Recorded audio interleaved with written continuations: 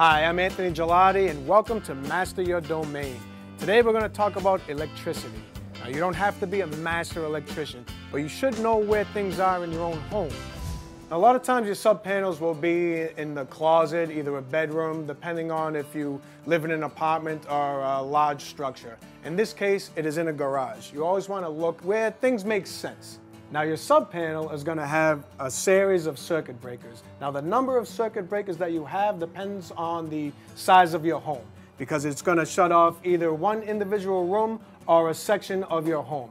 And you always want to label it for future reference. This is very, very important. Now a circuit breaker does exactly what it says it's going to do. It's going to break the circuit. Now if for some reason you blow a circuit, whether you overload an outlet or you're changing a light bulb and you get a little zap, what you want to do is come in here and see which breaker is tripped.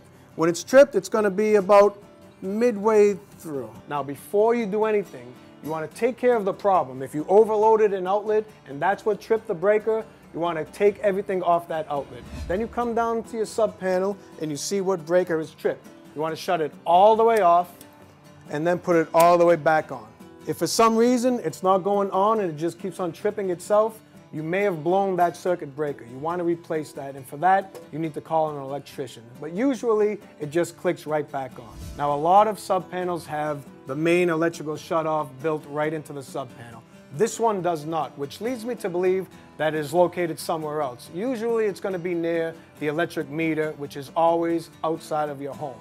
Now, most of the time, if your main electrical shutoff isn't in the sub panel, it's going to be near your electric meter. Now, I don't know everything, but I do know what I don't know. And if I was a gambling man, I'd be willing to bet that there she is. Now, if you ever need to shut off your electricity, here's where you do it. Now that I'm here, let me show you one more thing. Now, your main electrical supply always wants to be grounded to something that is outside of your home. This is going to ground everything in your home, so this is very important. It usually wants to be grounded to something metal that goes inside the ground. In this case, your ground wires from your main electrical supply is fastened right to this pipe. Now, I know what you're asking. You're asking, what does it mean to ground electricity? Well, remember when you were in grammar school and your teacher taught you about Ben Franklin with the kite and the key? What he was doing was finding a means to harness electricity, and he needed the key for grounding. So when the lightning hit the kite, came down the string, and hit the key, and it stopped right there, and the key was electrified. That is the exact purpose of grounding. On the next Master Your Domain.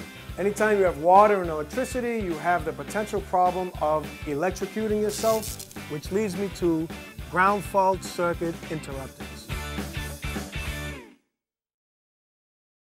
Finito.